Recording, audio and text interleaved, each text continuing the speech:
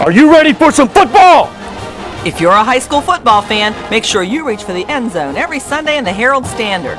Get a comprehensive look at the local high school football scores each Sunday in the Herald Standard. The end zone is a special section dedicated to high school football scores, stats, stories, and photos. The end zone has everything you need to keep updated on the latest games of all your favorite high school football teams. So get into the zone, the Herald Standard end zone, every Sunday from your local sports leader, the Herald Standard. I'll see you in the end zone.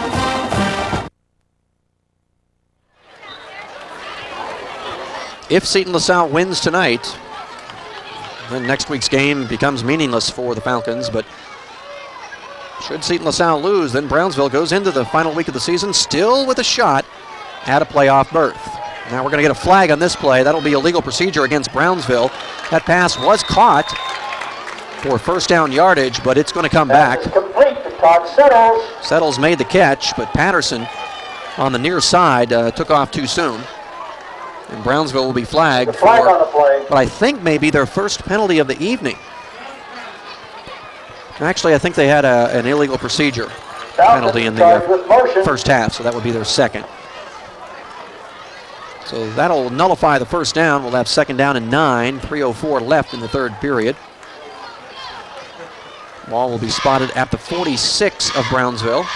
Falcons penalized 5 yards. Just across the Third 45. down and about 10. Falcons in the black and gold. Step up to the line. 3 setbacks. Patterson at the top of the formation, but this will be a pass. And deep, looking for the tight end. Oh, in and out. In and out. Danny Sullivan's pass. Of the hands of Steve Bazabon. Sent the tight end right down the hash marks.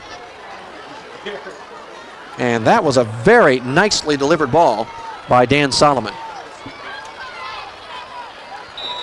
Danny Sullivan back to punt. Okay, what did I miss? Why is it fourth down? Okay, we're punting the ball. And Beth Center will take over. What did I miss? There was a 6-yard run, and then there was a penalty. Mike Stanley. Bulldogs take over, first and 10. On their own 30. No, that's not true. That's what happened. I know, but that's not true. You had a 6-yard run, and then you had the penalty, which wiped away the pass. It still should have been. It still. Now you had a 6-yard run on first down, then you had a penalty on second down. It should have been second down over again, which was the long pass, and then third down. But they punted the ball.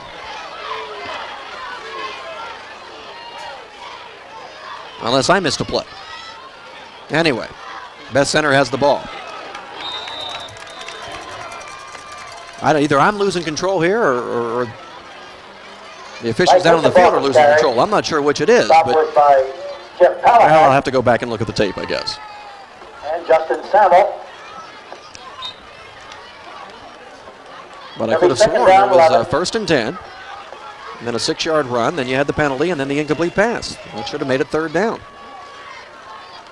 I think they moved the down. Well, that couldn't be. Everybody couldn't have missed that. I had to have missed a play. At any rate, Beth Center has it now. We're at 2:07 left in the third period. And here comes Opal. Flag flies. I think we're probably going to get a hold here against the Bulldogs. Steve Campbell, and there's a flag on the play. Brownsville probably wants to decline that. Set up the third and long. Yeah, the coaching staff over on the far sideline already signaling, wave it off. We don't want that penalty. We'll take the third down and very long.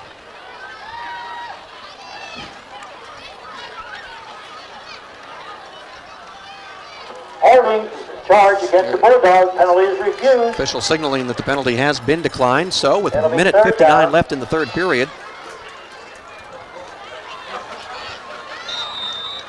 Beth Center now in an obvious passing situation.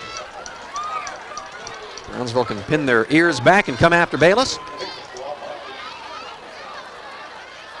Falcone is split to the near side.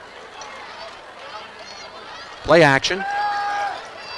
Over the middle, almost intercepted. Trying to hit Swaney. But I'll tell you what, that went right in and out of the hands of Paul Orris. He almost had himself a gift interception. Kind of banged himself in the helmet a little bit. Thought he should have had it. Incomplete pass. Bayless now 2 out of 7 on the night. Justin Samuel. And now Vic Lapkowitz has to go back and punt it away again, and he's gotten quite a workout punting the ball tonight. Under pressure, gets it away. Spinner to the near side, and that will go well out of bounds. Brownsville will have great field position in Beth Center territory at the 49-yard line. A minute 34 left in the third quarter. Brownsville leads it 20-0, and we'll be right back.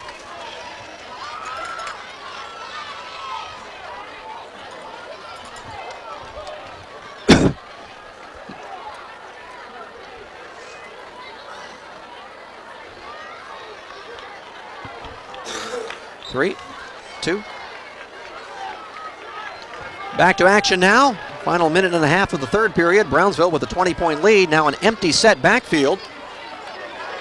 Back to pass, under pressure. Far sideline and incomplete. Solomon tried to hit Mike Piclamini.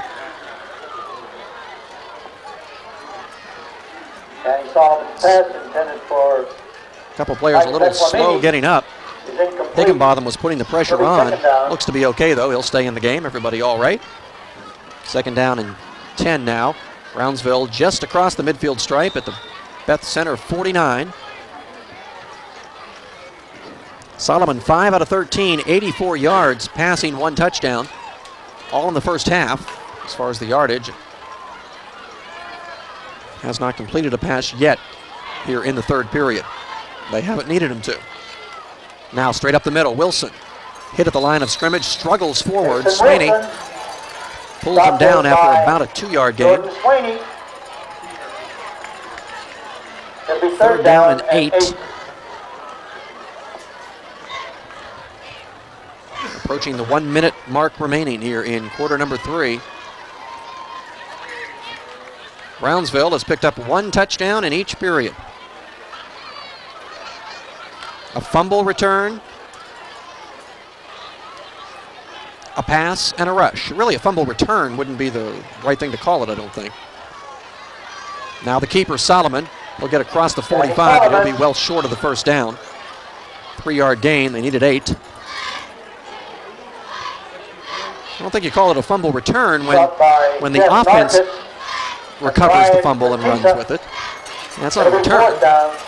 That's what happened for Brownsville is Mike Piclamini, running back on the play, fumbled, and tight end David Jackson then picked it up and just kept on going for a combined 73-yard play. That was the opening score in tonight's game. Now Brownsville will go for it on 4th and 5. Why not? Straight drop back. Far sideline, it's intercepted. Falcone, nice break on the ball as he picks it off at the 40. Tried to hit Patterson on the far sideline. But you got to feel good for Aaron Falcone because that young man has had a rough night. He fell down on the touchdown pass to Settles. Allowed Settles to get behind him. He fell down or slipped. He's let a couple receivers get open behind him, but he played that one very nicely. Broke on the ball beautifully. If he could have intercepted it on his feet, he heads down the sideline for a touchdown. Had to dive for it, but a nice play by Falcone. So Beth Center gets their second turnover of the night against the Falcons. And now we get a flag on first down. Sweeney fired out too soon. So that'll move Beth Center back 5 yards. We have 5 seconds left in the period, so one play. And that will end the third quarter. It will be a first down and 15.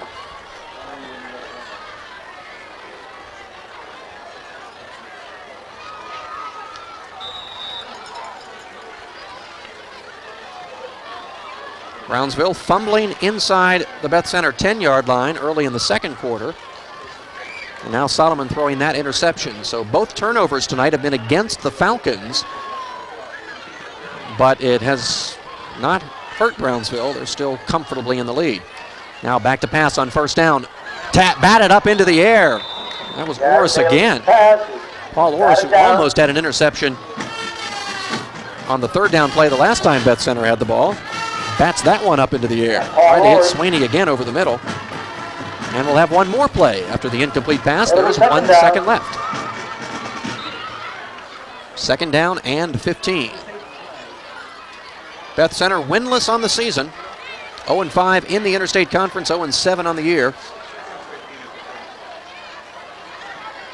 Play Quaker Valley next week. And then they'll play Bentworth on the final game of the season. Now under pressure, Bayless. Did he get rid of it? We're going to call it a fumble? No, they will call it an incomplete pass. I think that's the right call. Arm was moving forward.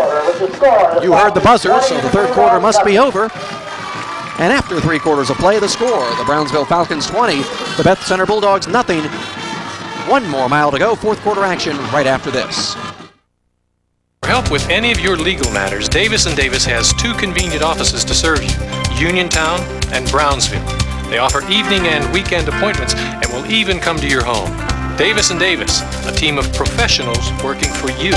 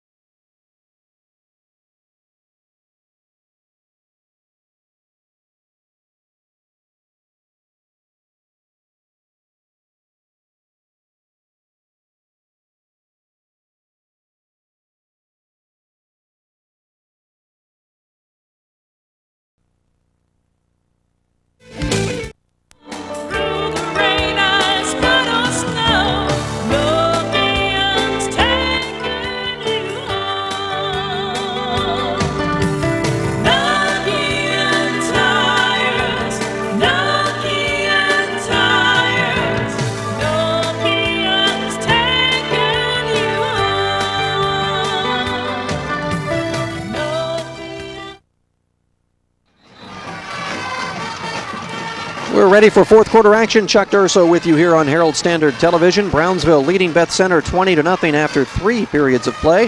Beth Center with the football at their own 35-yard line, but they face a 3rd down and 15. We have an official's timeout here to start things off as Bayless, the quarterback, over on the near sideline, getting some tidying up here as far as equipment. And you got to wonder how long the officials will allow that to go on here. If he doesn't get it straightened out pretty soon, they may just have to go out there and play without him. Of course, he's been the quarterback the whole game. You don't want to have to do that. I'm not sure what the problem is, though. He's got his jersey all pulled up high. Now they got him all straightened up, tucked in and ironed out and smoothed away and looking pretty and now ready to go. Have a word with the coaching staff first, get the play call, and then see what they can do on 3rd and 15. Started to mention at the end of the 3rd period, Beth Center will play Quaker Valley next week, and then they will play an add-on game at the end of the year, as most teams that don't make the playoffs in the WPIAL do. The Thursday after the season ends, they'll take on local nearby rival Bentworth out of the Tri-County South. Tonight it's Brownsville, though, and they'll pitch. They'll try to run for it on 3rd and long. Higginbotham steps away from a tackler at the 40. A flag is dropped near the end of that play. Higginbotham well short of the 1st down, but let's see what the call is here. That was late. There's a flag on the play. In an area where you think it might be holding on the Bulldogs, but the flag came so late that you don't want to be too hasty here. Well, we could have been hasty. It was holding against Beth Center. So you think Brownsville's probably going to decline, as Higginbotham was well short of the 1st down. And that would set up a 4th down play. You could move them back 10 yards, but they're going to have to punt from here. And so the Falcons will indeed wave that one off. Ball spotted at the 44. That's 6 yards short of the yardage the Bulldogs needed. It was a gain of 9. Longest run of the night for Higginbotham. 2nd longest run of the night for Beth Center. They have struggled mightily offensively, with only 1 first down the entire ball game, and only 1 trip into Brownsville territory. Punt by Lapkowitz goes out of bounds up near the 33. Goes out of bounds. Maybe actually spot that at the 35.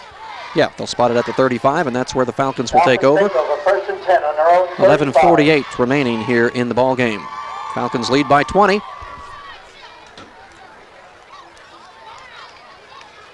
And they step up to the line on first down. Solomon, the quarterback. Two tight end offense, full house backfield. Running formation and the straight ahead dive and a big gain. And this one could go to the house. Samuel, it's a foot race. 20, they won't catch him. Touchdown Falcons, 65 yards. Justin Samuel, who has been bottled up much of the night, but he gets a big one there. Samuel had been held to just 27 yards on 13 carries prior to that one, but he just goes 65 yards to the house. And now Glumac will try to add the PAT. Snap is down, kick is up, the kick is good. And with 11 minutes and 37 seconds remaining in this ball game, Brownsville has extended the lead. It's now Brownsville 27. Let's hold on. Officials are conferring. Points not up on the scoreboard just yet.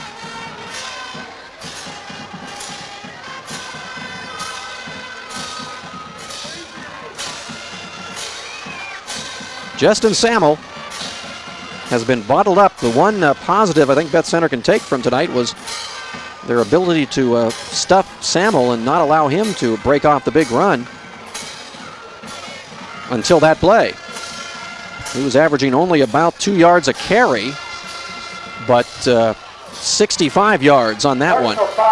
The call is a personal foul against Beth Center, so the kick is good. So now we can say, with 11:37 left in the ball game, the score is indeed Brownsville 27, Beth Center nothing. We'll be right back on Herald Standard Television.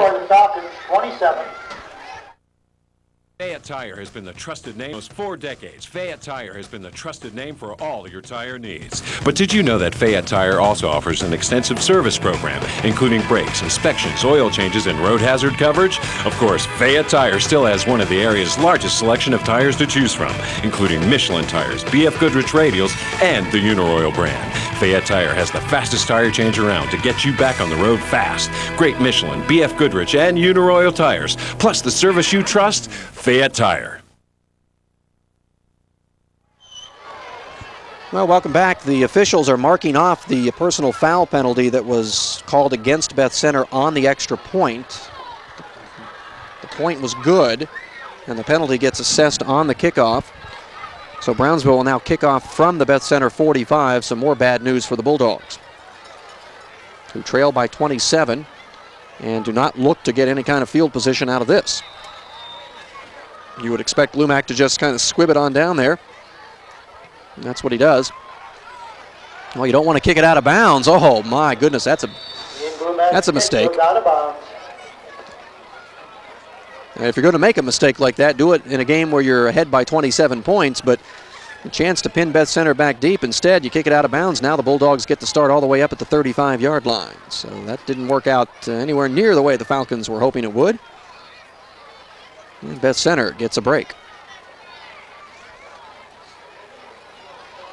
They could use a break. It's been a rough night for the Bulldogs. We thought that might be the case, though. We can't say that we're surprised by that. Beth Center without a win on the season.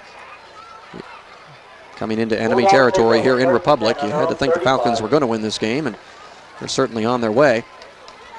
You'd like to see Beth Center do something here late in the game, though. Something they can build on. Some kind of positive drive resulting in a score. Now we get a whistle. Flag on the play.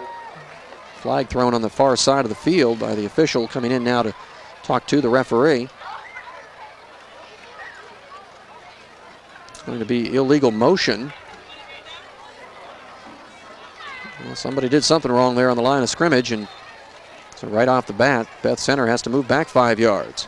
Bulldogs penalized 5 yards. And now Beth Center wants to call a timeout. Illegal motion. This just isn't working Timeout, at all. Bulldogs.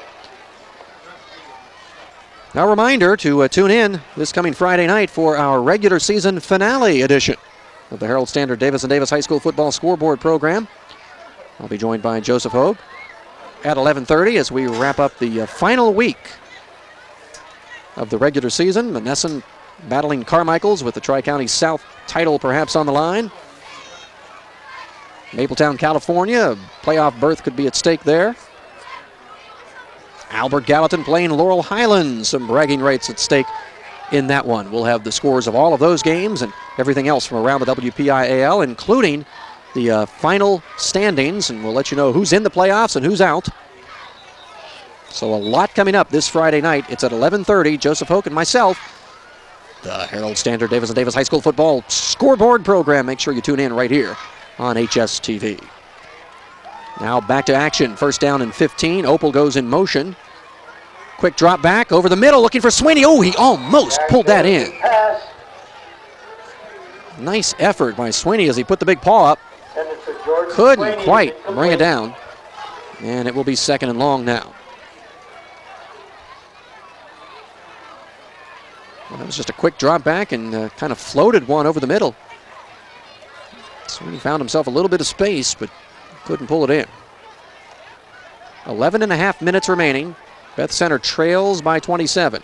Falcone will now split wide to the top side. Morgan on the near side. Opal goes in motion. And now the pitch to Higginbotham. No way that's going to work. Mike Higginbotham. Justin Samuel having so much fun on that long 65-yard touchdown run, he decides to step up and make a big defensive play as well. It'll be third down. And he drops Higginbotham for a 2-yard loss. Third down and 17 from the Beth Center 28. Bayless comes back from the sideline now with the play. What do you do on 3rd and 17? Morgan to the near side, Falcone up top. Opal, right slot now, he goes in motion away from you. Rolling right, he'll keep it. But he won't advance it.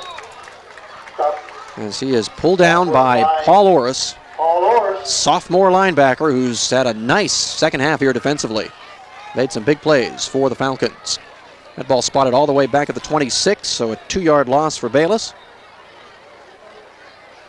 Beth Center will punt it away again. I've lost count of how many punts for Lapkowitz. I know we're at least 7. Has to be. Brandon Williams. Brandon Williams, Doug Patterson. Dougie Patterson deep. Back to return this punt. Lapkowitz, high and deep. Patterson at the 40. Looking for room, steps around the tackler. Now he has room down the sideline.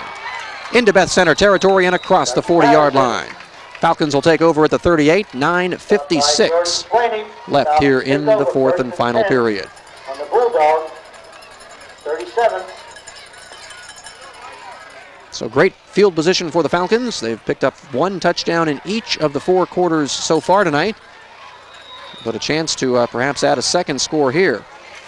Now we're going to get a timeout called by the Falcons. So with 9 minutes and 56 seconds remaining in this ball game, while we have a timeout on the field, we'll take a timeout as well. Your score, Brownsville 27, Beth Center nothing. If you've been injured at work, you need to protect your rights. Don't settle for less than what you deserve. Call the hometown attorneys at Davis & Davis for a free consultation. Davis & Davis, a team of professionals working for you. Welcome back. Chuck Durso with you here on Herald Standard Television. It is a Falcon night as they lead by 27, and now with the football coming out of the timeout, they have 1st and 10 at the Beth Center 38. Now here comes the pitch. Brandon Williams looking for room around the right end.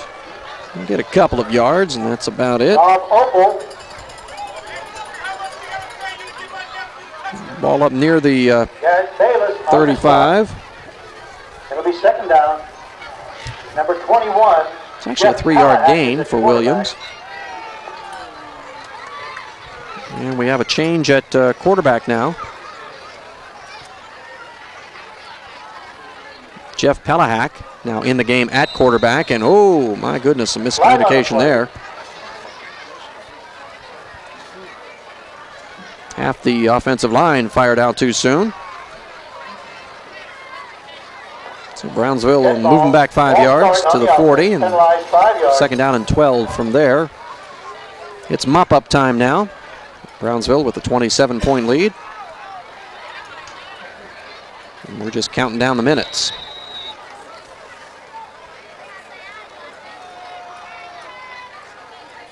Second and long.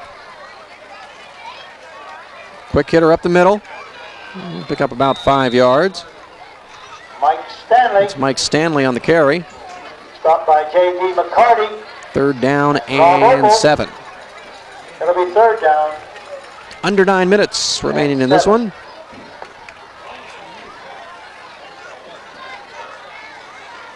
Senior night here in Brownsville, and it's been a good one. Party time for the Falcons as they are going to pick up a big win here in the interstate. Little mix-up on that handoff, and a flag comes in late.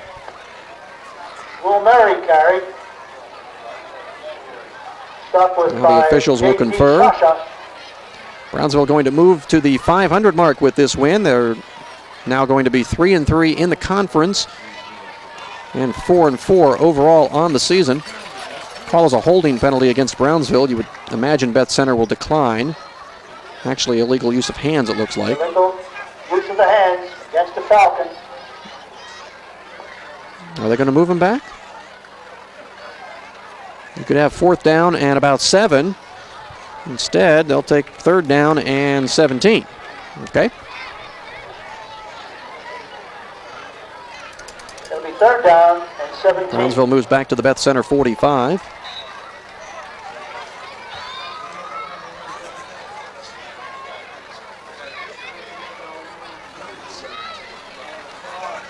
And Falcons come up to the line now.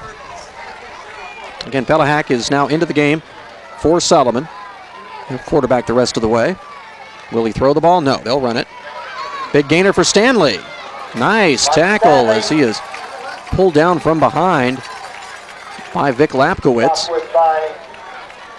Nice play by Lapkowitz. That ball spotted just across the 40, so now it will be fourth down and 11.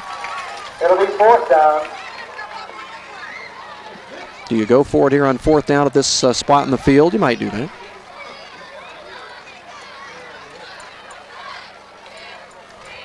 Solomon the punter for Brownsville, and he doesn't come back out, so you got to imagine they are going to go for it. They come up to the line, certainly give every indication that they will.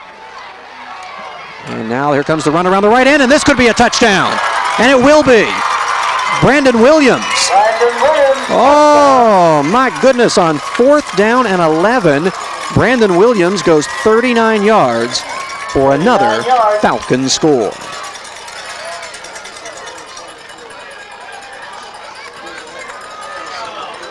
And now it's 33-0. You could go for 2 and put the mercy rule into effect, but I don't think that would be very sporting, old chap. So they'll just kick for the 1. Ian Glumack, high snap. Pelahak, nice job to put that ball down. And the kick is up and through. Good job by the holder, Jeff Pelahak, on that play. Glumack puts it through, and the Falcons extend their lead. 7:33 left in this one. Now 34-0 Brownsville. Will be right back.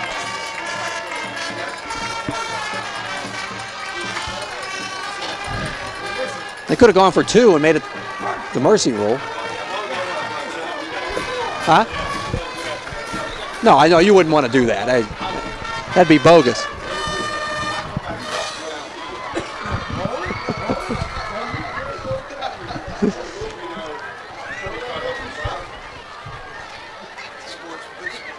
Yeah. And I'll be blasting you too.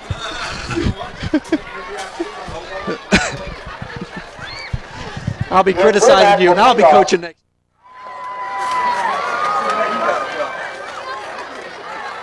Rob Opel and Mike Morgan deep. In 3. 2.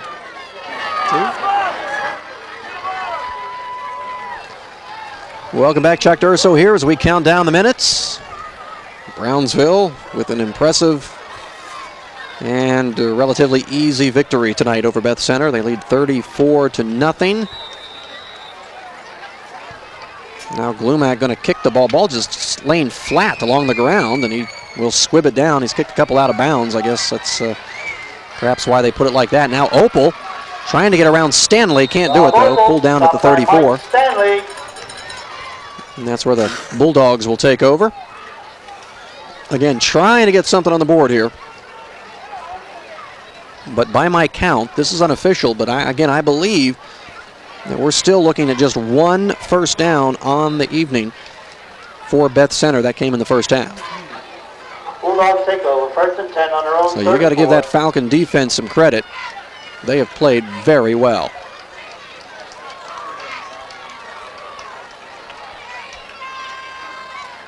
First and 10 play for the Bulldogs. And we're getting sloppy now. We're getting sloppy down the stretch. We'll get a penalty on the Falcons now. 5-yard penalty will make it 1st and 5. It'll be 1st and 5. Our other game of the week for this week is Fraser Geibel. A couple of winless squads on the year. Somebody will get off the schneid tonight over on the other side of Fayette County. Make sure you check your local listings for that game here on Herald Standard Television. On first down, the give is to Opal, looking for room around the right end. Gets a couple. Next week, we have Mapletown at California in a game that could have playoff implications. If Mapletown defeated Jefferson Morgan tonight, then they clinch a playoff spot and Jefferson Morgan is eliminated. If Jefferson Morgan won that game tonight, then Mapletown has to beat California next week to make the playoffs. That will be one of our games next week. Second down play now. Bayless sprinting to his left, and he'll be dropped for a big loss. Flag comes in from way back in the defensive backfield. Back judge firing that flag. There's a big loss on the play, but let's see what the call is here. I'm going to get the signal now from the officials. They're going to call a face mask against Brownsville. Did I hear the public address announcer say personal foul? I didn't. Yeah, it is. Yeah, personal foul. So now Beth Center will get their first down of the second half, albeit with some help. Face mask that. First down. I don't think it was on the tackle. The official who threw the flag, and I kid you not, was 50 yards away from the tackle. So it couldn't have been on the tackle. It had to be somewhere else where somebody grabbed a face mask. Anyway, the ball right at the midfield stripe. Now play action. Back to pass. Oh, he had Falcone wide open in the flat. Threw it behind him. Aaron Falcon is incomplete. Tough night passing for Bayless. Going to be 2nd down. Only 14 for 38 on the season coming into tonight. He's 2 for 11 tonight. Just 14 yards. Opal has caught a pass for 5. Sweeney has caught a pass for 9. 6:23 remaining in the ballgame. I mentioned to Mapletown, California, one of our games next week. It may actually be our only game next week because we're not sure at this point. We had planned on bringing you the Uniontown, Youngstown, Ursina game, non-conference game, regular season finale.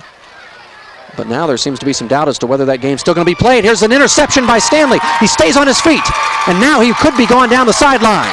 Only one man to stop him. And he is run out of bounds. Stanley.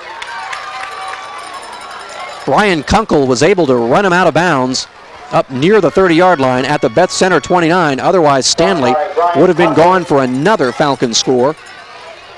That pass way overthrown. Stanley makes the interception, and then a good job to keep his balance. That's the first Beth Center turnover tonight. They've been able to hang on to the football. Just haven't been able to move the football. Falcons first and 10. And now the Falcons with 6:13 left, once again deep in Falcon territory. Straight ahead dive and not much doing there at all. Will Murray, sophomore halfback, picks up maybe a yard. Shasha on the tackle. So anyway, looks now there's word that Uniontown game may not be played. If it is played, we'll bring it to you. But if it's not played, not because of Uniontown, mind you, it's because of Youngstown apparently. Not wanting to make the trip now all of a sudden. Up the middle, steps away from a tackler. Here he goes again, another touchdown run for Brandon Williams. Touchdown. 28 yards this time. His second touchdown scamper here in the final period. And now Brownsville blowing this one wide open. It's 40 zip. And that will put the mercy rule into effect the rest of the way. Broke a tackle, and kept the extra point. Once he did that, it was just a matter of outracing the defensive backfield to the stripe. Williams into the end zone. Lumac's kick is up and through. And with 5:33 remaining in this one, it's now 41-0. Brownsville will be right back.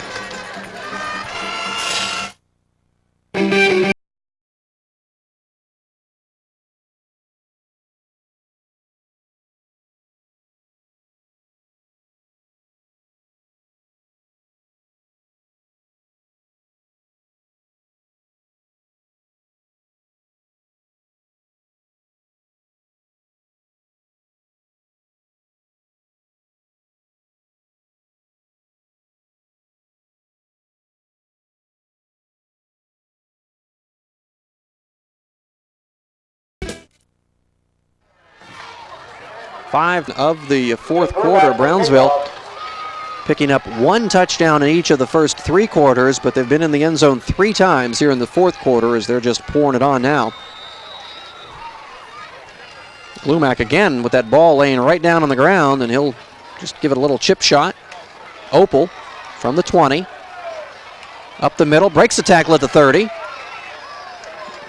Doesn't break the second tackle as he's pulled down at the 36-yard line. Todd Settles, nice tackle there. And Beth Center will take over at that spot. Anyway, just to wrap this up, what we were talking about before the break, if that Uniontown-Youngstown game is not played, then we will most likely just have the one game for you next week, which would be the Mapletown at California battle out of the Tri-County South. That will be our lone game of the week for the final week of the regular season. Subject to change, of course. That schedule could change, and Brownsville will be called for another penalty, their third defensive penalty here in the last couple of minutes. So it will be 1st and 5. Falcons outside, penalized 5 yards. And of course, that's next week. Then the week after that, the WPIAL playoffs begin. We know that at least 2 area teams will be in. Actually, we know that 3 area teams will be in. Uniontown and Carmichael's are already in. And then either Mapletown or Jefferson Morgan will get that other slot out of the Tri-County South. So 3 area teams in the playoffs, and we'll follow them as best we can all the way through. Higginbotham with the run and very close to first down yardage, looks to have it. As far as the playoff schedule, we'll have to see what the schedule looks like and who's playing where, and First down. we'll just advise you to stay tuned to Herald Standard Television. We'll let you know which games we'll be covering. No doubt we'll have all the Uniontown playoff games. That's a given as far as they advance in the WPIAL playoffs, or maybe even beyond. That's right. Don't forget, you win the WPIAL, then you get to play in the state tournament. Nice pass up the middle to Sweeney. Did he catch it? They're going to call it a catch. Yes, they will call it a catch. And now Brandon Williams on the fumble recovery. He breaks away from one man, and now he has lots of room. There is a flag on the play, and now another flag comes down. Williams will come down at around the 44. Let's wait and see. There was a flag early as that ball was being fumbled. There was also a flag late. Now the second flag almost undoubtedly will be against Brownsville on the return. The first penalty may have been against Brownsville as well, and it could be before the turnover. So we'll see how this all plays out. Depends on the timing. Was it before or after the fumble? And who gets the football? Now we saw the holding signal. Actually, I'm going to correct myself. That is the only penalty. The officials did not throw a flag early. That was an official throwing the beanbag when the ball was fumbled. That's what he was throwing. So no, the only penalty came on the return, so Brownsville does get the football. Pass was complete to Sweeney. No doubt he had possession, had taken a couple of steps, and then the ball came loose. How about the fourth quarter Brandon Williams has had? Actually, the second half, he had a nice punt return in the third period. So the fumble, second turnover of the night against Beth Center. Both teams have now turned it over twice. Much of the return yardage nullified because of a holding penalty on the return, but the Falcons do get the football back. And now we get another change at quarterback, as sophomore Brian Gates now in, the third Falcon QB of the night. Will Murray on the dive. He's yet another sophomore, as head coach Bartolomucci getting the youngsters some PT out there as we approach the 3-minute mark remaining. Again, as I started to say, if you win the WPIAL, that puts you automatically into the semifinals of the state tournament. Not that we want to get ahead of ourselves, but you can start to dream, hey, Uniontown ranked #1 right now in the WPIAL. And as I said, we'll follow them every game we can possibly do. The rest of the way through the WPIAL playoffs and, again, maybe even beyond. Flag on the play.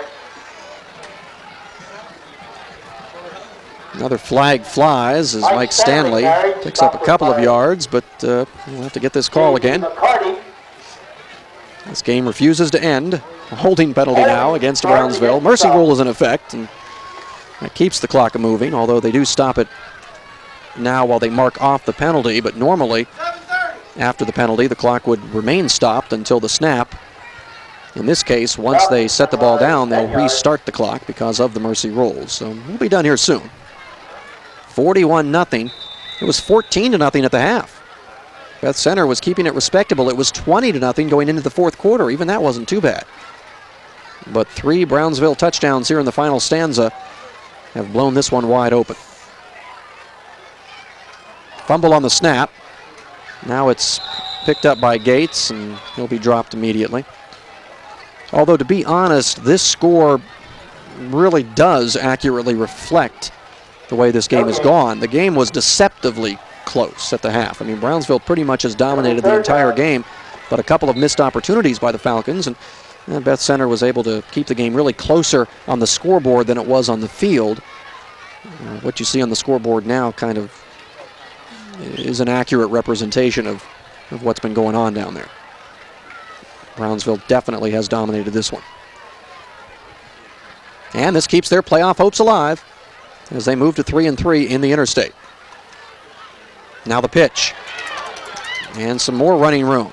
Trying to break a tackle. Jeff Palahak, who's been out there all over the place, played about every position. He was the #2 quarterback. Now he gets to run the ball, and is that yellow laundry again? Personal foul face masking call against Beth Center, so tack 15 yards onto the end of that, and that'll give Brownsville the first down. And now with 1:29 left, all they have to do is basically run 2, maybe 3 plays, and then we'll be done. They could take a knee if they wanted. Brownsville now has to go home and find out if Seton LaSalle lost. They'll be tuned in to the Herald Standard Davis & Davis High School Football Scoreboard program for this week. Of course, that already aired by the time you've seen this. Make sure you tune in for our regular season finale edition this Friday night at 11:30. The Falcons will be going home following this game and seeing if Seton LaSalle lost. If they did, then Brownsville's still alive for a playoff berth. Hey, look, it's a penalty.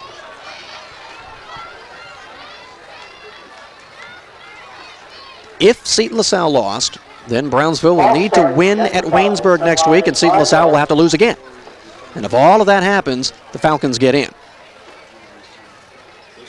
And the reason for that is that they lost to Seton LaSalle, so they have to finish ahead of Seton LaSalle to get that fourth and final playoff berth. A tie, the Falcons don't get the tiebreaker because they lost that overtime game earlier this year that you saw here on HSTV. So they need a lot of help. A lot of things have to break their way, and the toughest of all of them might be winning next week at Waynesboro. That's a tall order.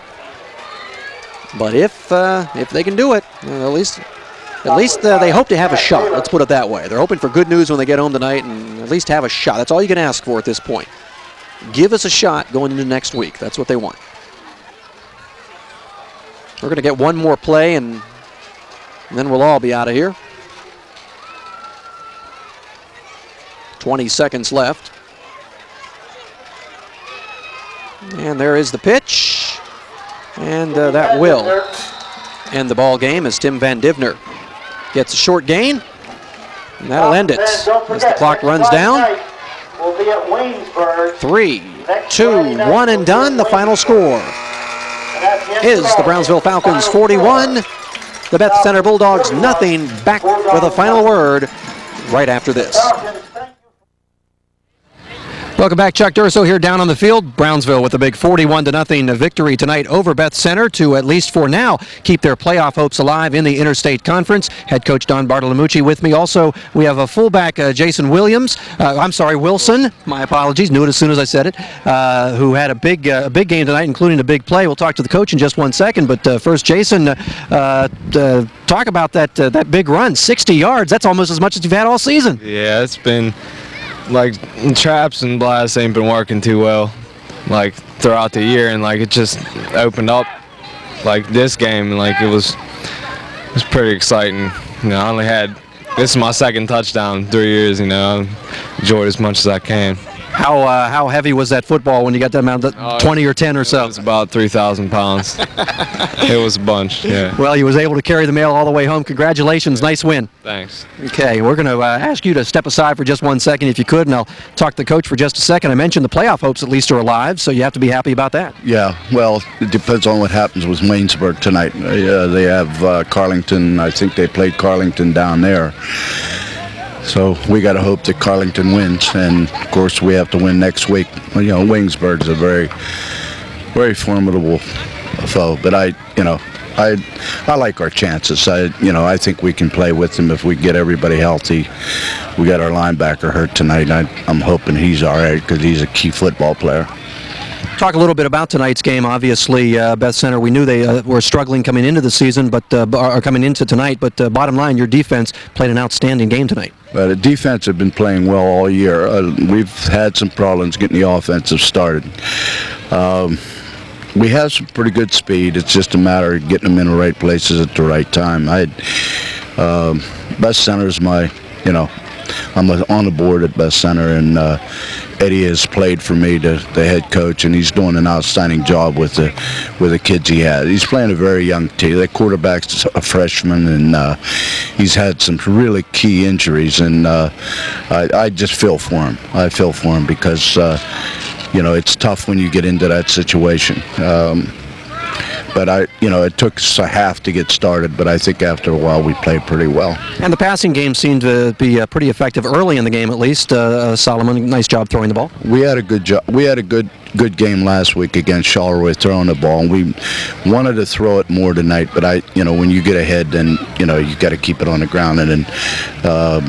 A lot of young kids got to play tonight, and all the seniors were in, I think, for the last 11 or 12 minutes. So I'm real happy with the win. Well, congratulations on the win. Hope you get some good news when you get back home, and good luck next week. Okay, thank you very much. I appreciate it. Again, Brownsville with the victory. The final score 41-0 over Beth Center. Brownsville again only led 14-0 at the half. They played very well the entire game. Missed a couple of opportunities during the first half, and didn't have as big a lead as perhaps they would have liked to have had, but they were able to blow it open late in the game. Several long touchdown runs, and just bone-crunching defense tonight by the Falcons. Falcons as they hold Beth Center to only 3 first downs the entire evening, 2 of those coming in the final few minutes of the game. So a very impressive job by the Falcon defense. The Brownsville offense getting the job done late in the game as well. And the bottom line is the Falcons, as of right now, this may have changed by the time you're watching this, but as we stand here out on the field right now, Brownsville still alive for a playoff berth in the WPIAL. We thank you for tuning in, and we hope you enjoyed the action. Again, tonight's final score from Republic, Brownsville 41, Beth Center nothing. This is Chuck Durso saying so long on Herald Standard Television.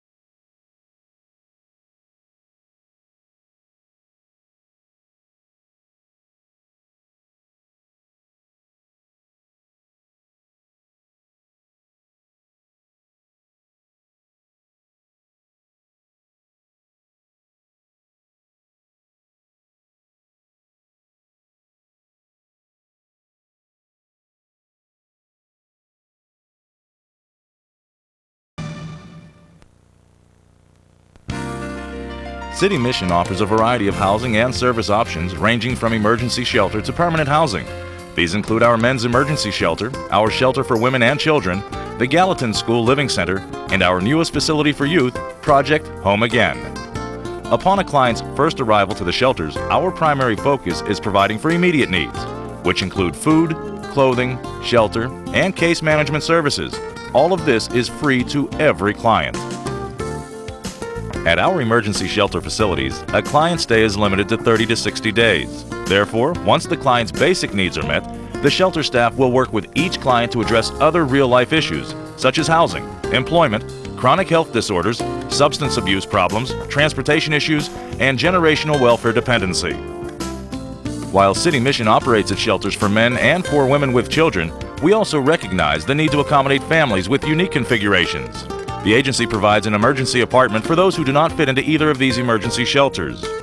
The men's shelter is a newly renovated dormitory-style facility and is handicapped accessible. The shelter has beds and lockers for 21 men. The women's shelter has 14 beds and serves women and women with small children from non-abusive situations. Shelter beds are designed to accommodate the needs of mothers and their children with trundle beds that pull out so that a child can sleep close to his or her mother. Clients at both shelters share a kitchen, bathroom, dining room, and laundry facilities. Office space and living quarters for the staff are also located in the buildings, which have off-street paved parking lots. Case management services are provided at both shelter facilities. Clients meet weekly with their case manager who assists them with finding housing, employment, and other service providers in the community. Both shelters are staffed by City Mission personnel on a 24-hour basis. The staff enforces the house rules and communicates client needs and issues to other shelter staff. City Mission strives to maintain a home-like environment at all of its facilities. To encourage a sense of autonomy, clients prepare their own meals and are responsible for the upkeep of the shelters.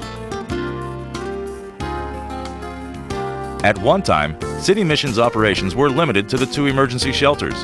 However, we came to realize that the shelters fulfilled only a small part of the continuum of services that are needed to move a person from homelessness to self-sufficiency. As a result, City Mission developed the Gallatin School Living Center, a 30-unit housing and service complex specifically designed to address our clients' needs for transitional and permanent housing. City Mission's administrative offices are also housed in the Gallatin School Living Center.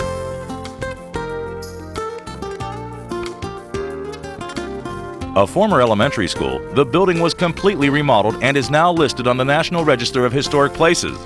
Since its opening in 1998, the Gallatin School program has received both regional and national recognition. It has been honored with a HUD Best Practice Award, a Federal Home Loan Bank Pillars of the Community Award, and an award from the Fannie Mae Foundation's Maxwell Awards of Excellent Program for the production of low-income housing. 18 single-room occupancy units for single adults provide permanent housing for clients who qualify for the Gallatin program. Similar to an efficiency, these units are newly remodeled, fully furnished, and each has its own kitchen and bath. The remaining 12 1-, 2-, and 3-bedroom units are utilized for City Mission's transitional housing program. Residents of the transitional units may live in them for up to 2 years. All residents must pay 1/3 of their income towards rent, but since the units are heavily subsidized, nobody is turned away due to an inability to pay. A property manager at the Gallatin School Living Center building processes all applications for residency to the Gallatin program. She also collects rent, conducts monthly unit inspections, and coordinates repairs and upkeep of the building with the maintenance personnel. Gallatin School Living Center boasts a state-of-the-art security system that includes electronic key card access and security cameras at all access egress points. All guests are logged in, and the building is kept drug and alcohol-free through random drug testing. Other amenities in the building include 2 on-site laundry facilities, 2 lounge areas, an elevator, and a large community room, which is set up with play equipment for small children. This room is also used for functions such as monthly City Mission board meetings and resident parties and meetings. Clients can make use of computers and other audio-visual equipment in Gallatin School's library resource room. 24-hour resident management is provided by a City Mission staff person. The Gallatin program provides opportunities for many people who need the time, along with safe, affordable housing and support services to rebuild their lives. One of our clients, Darlene, feels very fortunate to have found City Mission. 6 months ago, I was homeless. After living at the City Mission Women's Shelter